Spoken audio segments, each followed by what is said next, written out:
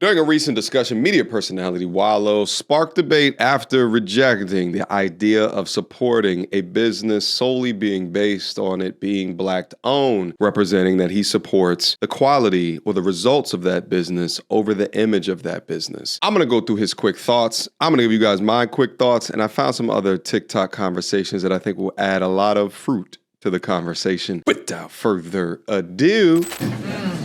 Us. Oh, I'm black. No black people. Nobody gives a fuck about that. Kill that shit. Ow. Either you got a good business or you don't.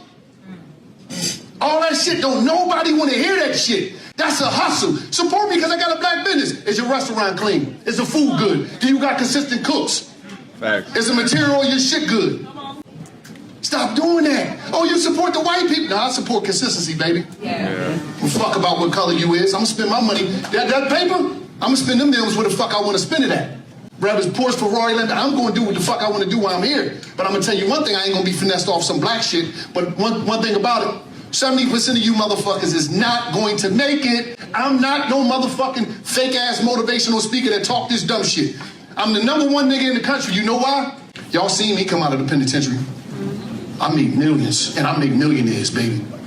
You understand me? I come from the ghetto. All right, you guys seen his comments. Honestly, to start off, I don't even know why this is so much of a conversation. My only thought is that the contentiousness that comes from this is from people that are so ride or die within one particular community. What they'll do is that they'll talk about the benefits of supporting black business, but they often don't talk about the cost to the consumer by supporting based off of image as opposed to supporting based off of results of that image. Relying on an ideology that is predicated on support of a business is gonna leave you waiting 3.5 hours for some goddamn oxtail where you could have been fed going to any other business than trying to support your own. I know as I say these comments is gonna piss off a lot of black-owned business creators that utilize this marketing tactic of buy black, but let me ask you, is your product better than the product of anyone else who does what it is that you're doing? What are you doing in order to differentiate your product in the marketplace, in a landscape of high competitors, because you cannot just ride off of only saying black business and then trying to get my support of that if the service isn't what it needs to be, if the fulfillment isn't what it needs to be, if the customer service isn't as nice as what it could be. The messed up part is that there are those out there that will leverage the idea of, well, they're going to support me because I'm in my own community. Therefore, they shortchange different steps and or processes that could lead to higher quality. And if you shortchange those processes, who is it that feels the impact of that shortchange? The consumer. And how are you going to get me consistently over a period of time to buy your product, which costs more, is worth less, while the value that I derive out of it is less than your non-black competitor? Listen, I currently live in the Atlanta area, and I already know when you go into some of these places, there is an expectation of service if it is black owned, and specifically, you can take a look at the hairstyle of some of the servers, the nails that they wear, if there's baby hair glued to the top of their goddamn head, and you can be able to understand a degree of the service that they are going to give you. Oftentimes, I will often see these different types of people on their phone more than servicing customers. Oftentimes, and don't you dare to go in any of these businesses and have a complaint about something in regards to the service or the actual product itself, because getting good customer service back is almost like you're opening yourself up to more stress from the response that you may see back. And if you're a business owner who doesn't want to hear the reality about their business or the service or the product within it, then you're going to fail. No one will support a shit product over a long period of time when there's cheaper options with more value. It just doesn't happen. So y'all should take this advice from Wallo as a way to try to upgrade what it is that you're doing. How much more are you investing into the business in order to improve the quality, the service, the product, the fulfillment? Or are you taking a larger subset of the profits that that business owns and depositing it with your own personal account as opposed to reinvesting? But let's get out in front of these TikTok conversations so we can dive deeper in this discussion. Wallo over here talking about nobody gives a fuck if you're black. Either you have a good business or you don't. Is the customer service good? Is the product good? Yes. What I want to know is McDonald's product good? Is their customer service good, or is their marketing good? Well, see, madam, and honestly, a lot of these different arguments come from people that have no idea about business. So they often look at one thing versus one thing that he's saying, and they compare the two without realizing that business is a multivariate equation as far as the results that a customer is going to receive. The thing that McDonald's does exceptionally better than most businesses out there in the reason why the consistency of the business has been for umpteen decades now is because of said consistency. You go to a McDonald's in Wichita, Kansas, you go to a McDonald's in the middle of Manhattan, New York, you go to a McDonald's in Florida, and it's going to taste the exact same. So there's an expectation of the taste of that product no matter which McDonald's that you go to. So without entering into the conversation, at the very least, the consistency of the McDonald's product, and there's so many other things that I can name within that, but we're just going to say right there, you said marketing, I name one other thing. There's 1,000 other things that I can name. Demonstrates how you don't understand the complexity of these business conversations. Nevertheless, let's proceed. A lot of these Asian hair stores, do they have good customer service, or do we just know that we can get the products that we need from them?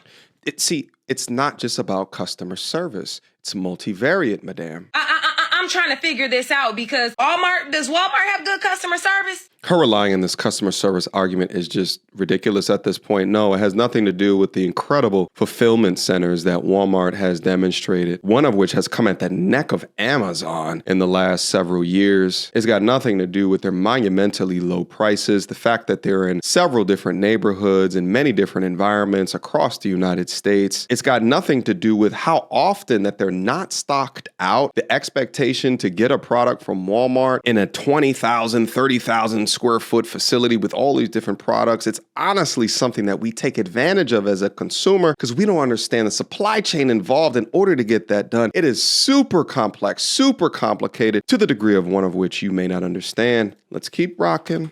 Them motherfuckers act like they don't even want to help you find the shit that you're looking for. I'm trying to figure this out. Am I being a little out of there? I don't know. Oh. Because to me, it seems like a lot of black people in a position to tell black people to make sure they focus their money into the community are out here telling y'all, nobody gives a fuck if you black. We should give a fuck that we black. And we should support just based off of that. Side note, can you imagine dating a lovely young lady like this? Oftentimes these women will ride high for BLM, black this, black that. That's all that they see is just the image on your skin. They ride for equity or equality without understanding how actually complex some of these different topics are. If a business or a chain of businesses is expecting support just based off of the color of your skin, that will be a failing business. Support is not guaranteed. In fact, you should strive to be the best business, irrespective of it being black owned. I hate to tell you, but if you have a black owned business with shitty service, shitty product, that's like, let's say, a soul food restaurant, and you have a white owned business that sells the exact same type of soul food, but it's got a fantastic product. I mean, it's finger licking off the bone good, fantastic service. Every time you walk out of there, you just feel a breath of fresh air. It's super clean, fantastic customer service. Which one do you think deserves your dollar? Shit, I did content not too long ago on Keith Lee, who came down to Atlanta, gave bad customer service reviews because of what he experienced from a black-owned business perspective and had people up on social media sending him death threats. For real? I'm hoping that I disagree with everything he said. Let me just put that straight up. I'm hoping that there's more context to it because I'm trying to understand where this came from and why. Like, I don't understand him screaming at an audience and basically almost saying black businesses aren't shit. Wow. Okay, so he's a very what a moron. So when Wallo speaks, that's he's a very passionate guy. I'm a passionate person too. That's probably why he was screaming. It's actually scary to me to think that our society has been done down to this degree when you look at someone talking about this and you think that he's saying that black business ain't shit. It's not what he's saying. What he's saying is do good business. Results will come. Stop relying on the shortcut or the lie of your image. Passionate person too. You are. But it basically sounded like he was saying, and this is my first time listening to it, that he was basically saying black businesses ain't shit. And don't expect me to lift your shitty black business up. I understand if he's speaking in terms of you can't expect your business to be successful by only saying I'm a black owned business and therefore because you are black, you need to support my black owned business. If that's what he means, I understand that.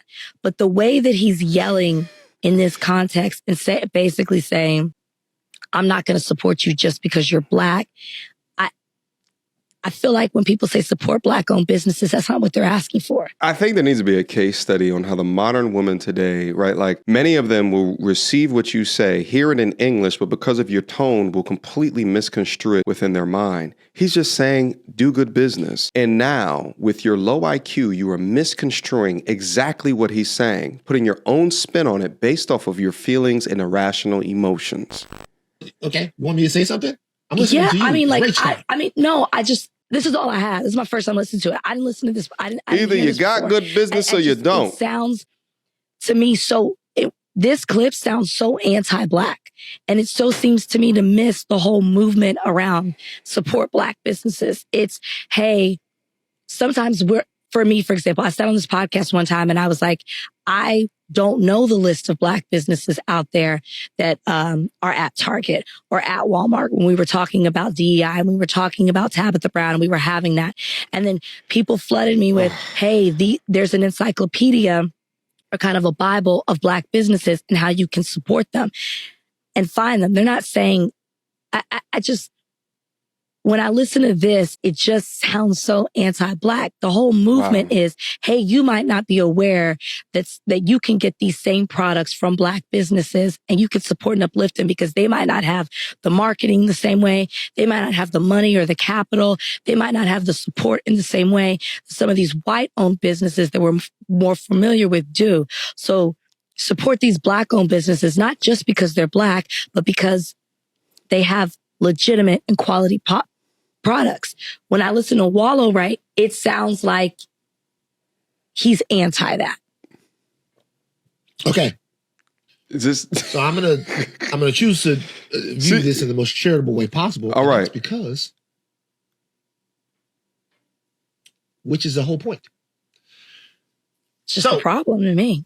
Well, it's not a problem. To me, it's not a problem. Like, to me, being charitable culturally is not a problem. It's like what you should do. It's essentially like what you're talking about. You're talking about chances, giving chances. And that's what doesn't happen for Black people. Correct her. Right. Let's start with the story of a white man. This is wild to me that the correction is not here. She's disagreeing because she don't like the way that he's saying this. Typical example of you heard what he said, but you didn't listen to what he said. You heard of Jeff Bezos? Bezos. Bezos? What is this? You know who that is? Yes. He just sent Gail to space, and Gail did not look like she had a great time up there. Shout out to Gail. She came back. What? She came back, and Gail looked like that was a rough ride. Gail looked like a rough ride for Gail. Do you know how Amazon was started? Donnie, looked this up. did he get a loan? He went around and asked for a bunch of money. And I think he was able to raise from friends and family around $300,000 to start Amazon. Now, Jeff Bezos and Amazon, their success has to do with an incredible business model and an incredible finger on the pulse of how people want to get goods and services. Okay. However, Jeff Bezos was able to start Amazon because Jeff Bezos is white. We're not talking about starting. We're talking about the results. It's so crazy to me how we allow these victim narratives to permeate. All of their points and rejections to something that they look at is filtered through this lack of accountability. And for some reason, the men in the same community can't stand on business and give them reality. And being white meant that he had access to capital and access to resources that a lot of Black people don't have. We've talked about on this podcast the wealth gap between Black people and white people. For sure. Black people and a lot of other people, which means that if you want to start your business, if the bank doesn't give you the money for whatever wacky idea that you have or visionary idea that you have, you'd have to raise it from people. And raising it from people is going to be a lot harder if the network of people that you are raising it from don't have the same access to capital that you do. So if you were around in 1992 or 19, and you wanted to start Amazon, would you be able to raise the $300,000.